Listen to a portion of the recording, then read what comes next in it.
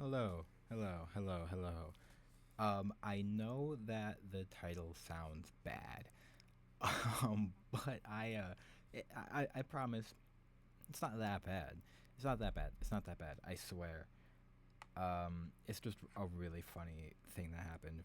Not at the time, but now I think it's kind of funny to look back on. As I tell this, you can enjoy some really, really, really terrible Bed Wars gameplay I got with my friend.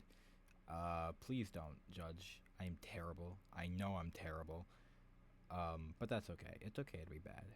But anyways, I'm getting off topic already. I just started. Um, I'll start this from the beginning. I'll start this from way back, way back. So back in elementary school, I'd say like fourth grade, fifth grade ish. Maybe even earlier. My school had this like after school program thingy where since I was a kid and my parents had jobs, obviously, I couldn't just stay home alone. I'm a kid. So I'd go to this little daycare program. Almost, not, well, not almost every, but maybe like 50-50. Like half the time I'd go, half the time I wouldn't. And on the weekends, it'd be an all day thing and it'd be at a different elementary school. Um, and at um, this place, this daycare like session thingy, I was always kind of an outcast. I mean, I still kind of am now. I still kind of keep to myself, and I'm the type of guy who, if I get invited to a party, I'm sitting in the corner with a drink in my hand, with one of my hands in my pockets, just kind of standing there. I don't really do people that much, and I didn't back then either. And when you're a kid and you're a shy kid, people think that's kind of weird. So I was always kind of an outcast when I was that young. Um, but I did make a friend there. I probably made more that I don't remember that are not in my life anymore. But I did make one friend there, and I'll call him Cowboy because he's a cowboy. In a way, I'll get into that later. But I meet Cowboy at this daycare thingy, and we hit it off. I don't know how I met him or what like started our friendship, but all I know is that it started there, and it was a two peas in a pod, right? He was always kind of a troublemaker. Like, not that bad, not like he would throw stuff across the room and cuss at teachers or anything. More like, he would just talk back or be a little snotty and wouldn't listen to the teachers very much. Didn't really do authority, which isn't great, but it's kind of whatever. I mean, we're all kids, right? But that aside, we stay friends for a really long time. I remember all the time we would hang out at the playground, be climbing on the monkey bars and all that kind of stuff, just talking, just yapping. Uh, and that was just kind of how we were. And it's weird to look back on, knowing how he is today. But, anyways, let's do a fast forward to middle school. Me in middle school. Um, for context, me in seventh grade, uh, I wasn't doing too good. Let's just say that. Um, I had a lot of mental issues at the time. This was also like prime COVID. Like me being in seventh grade was like mid 2020. So it was hard on my mental health, and I'm not gonna get too much into it. I don't really like talking about how I was back then. It's kind of embarrassing, which is shocking considering the story I'm telling now. But it was concerning. It wasn't like a little I'm feeling sad kind of thing. But anyways, I wasn't doing too great. Um, and Cowboy was one of the only friends I really had at the time. One of my other best friends, I couldn't see him too often because his grandparents lived near me and not his actual house. I couldn't see him too often, all that kind of stuff. So I was kind of all on my own a lot. And Cowboy would ask me to hang out a lot, and I would sleep over a lot too. I mean, I trusted him. I knew his parents by name. I knew his dogs. I know the entire layout of his house. I even remember his PC specs. Literally, the computer that I am using right now, I bought from Cowboy. It was his old computer that I bought a few years ago. Um, so I knew this guy pretty well. I've known him like my whole 10 years at this point. Um, so one day he calls me and he asks, "Hey, you down to sleep over tonight?" And I say, "Yeah, sure. That's great." I was feeling kind of lonely, so why not? Why not hang out with my boy, right? I get there, and everything's okay. Everything's normal. Everything is fine and dandy that whole night. We stay up late, obviously, and play some games. Nothing crazy. And we go to bed. No, the story's not over yet. um, we wake up the next day, and we eat breakfast and whatever, and he eventually asks me, "Hey, is it okay if I invite my girlfriend over?" Now, two things here. One, this was not his girlfriend. This is a man. This is a trans man. Um, this Mr. Cowboy over here, not a big fan of trans people. Kind of a shame, really, considering me. um, but not a big fan of trans people. So his trans male boyfriend, he always just called his girlfriend. But I'm not gonna call him his girlfriend. That is his boyfriend. Don't care. That's his boyfriend. So whenever I'm referring to him, I'll just be referring to either as boyfriend or just he or him, and then Cowboy will just be Cowboy. Anyways, he asked me, "Hey, can my quote unquote girlfriend come over?" And I don't really want that to happen. Um, I've third wheeled him before. It's not great. Like I said, my mental state at the time wasn't the best.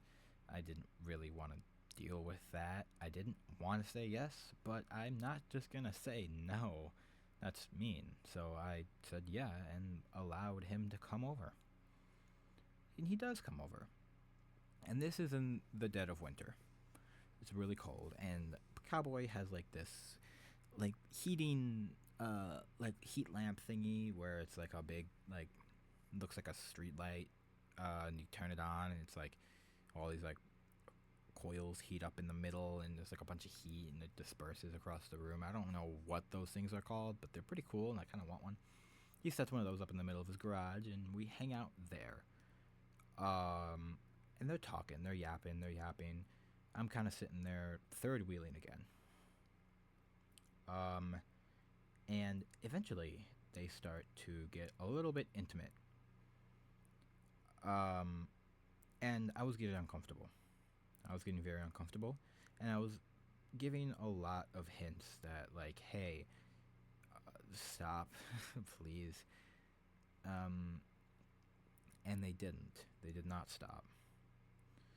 Um, they kept on getting like more and more and more intimate.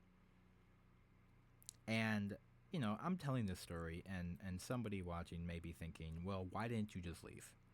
Why didn't you just get up and leave?" Well, one, I I would have rather been there and known what happened than let my mind fill in the blanks, if that makes sense. And also, I wanted to keep hanging out with my friend.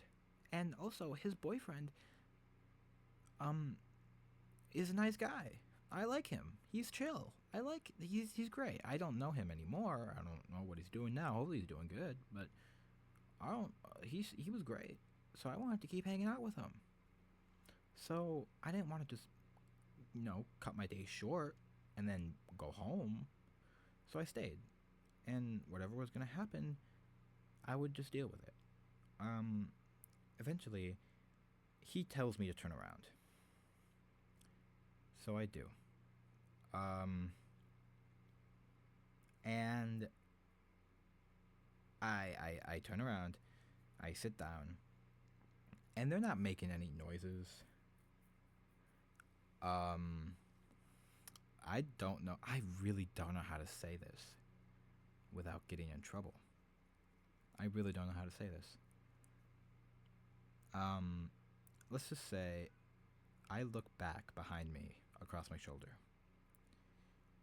and all I see is Cowboy sitting there and his boyfriend near his pelvic region. I don't see it. I don't see Cowboy's, stuff, but still, it's very obvious what's going on here. And at this point, I was pretty upset. I was mad, very, very, very mad. Um, I was like turning around, like flipping him off, and he'd do like a little like he'd like move his finger like in circles, like turn around, turn back around, and I don't understand at this point. Like right now, I don't get it. Like imagine you're a cowboy and you got your partner over, your boyfriend over, your girlfriend over, whatever. It doesn't matter. Why are you getting like why are you getting dome while your homeboy's in the room? Do you really need it that bad? You can't just wait a few hours and for me to go home? You need it that bad? Um, but I I didn't get it at the time either, and I was pissed, rightfully so. It didn't last long.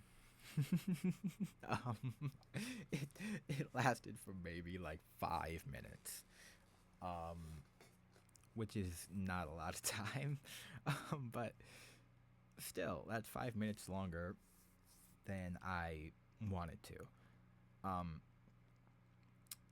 I wouldn't. I'm changing topics all over the place. I'm sorry, but I don't know if that counts as being cucked per se. Because cucking is like when your wife or your husband or your partner, you're watching. But I suppose I'm my partner. But I'm gonna call it cucking because I don't know what else I could call that. But I was not happy. Everything afterwards, like immediately afterwards, was kind of a blur. I mean, that kind of borders on like on like trauma, dude. Like I'm not exaggerating, but I do remember that I did stay around longer. I did stick around, and they kind of him Cowboy and his boyfriend kind of started to like roughhouse a little bit, like play fighting. But boyfriend was Cowboy was getting a little bit rough with boyfriend, right? And he was saying, "Stop, stop it, stop it, stop it, get off of me, stop it." And Cowboy would not do so. So I still kind of thinking it was a joke, kind of like lightheartedly, like picked up Cowboy from the back, like under the shoulders, and lifted him up because they were on the ground in the garage. So I pick him up from under the shoulders and lift him up, and he is not happy. And he does he treats this as an act of self-defense, and then just uppercuts me in the jaw. And my glasses fly all over the place. I'm like crying because I got punched. And I'm mad too. I'm like all the emotions in that day is just like spilling over. Not a good day for eighth grade me. I got cucked and punched in the face in the same day. Not fun. And all that happened after that was he got my bag full of clothes, threw it at my chest, and told me to leave. And I did. Um, and I walked home, and it's like a 20-minute walk, maybe 30. And I was just thinking, man, that was horrible. I think the craziest part of this whole story is that I still chose to be friends with this guy until like 2 years ago. I guess the cucking wasn't enough. The breaking point was when he started saying racial slurs. That was when I really called it quits. I mean, when you know someone for 10 plus years, even if you know that something that they're doing is bad, it's hard to like just cut it off, especially when he's like your only friend, right?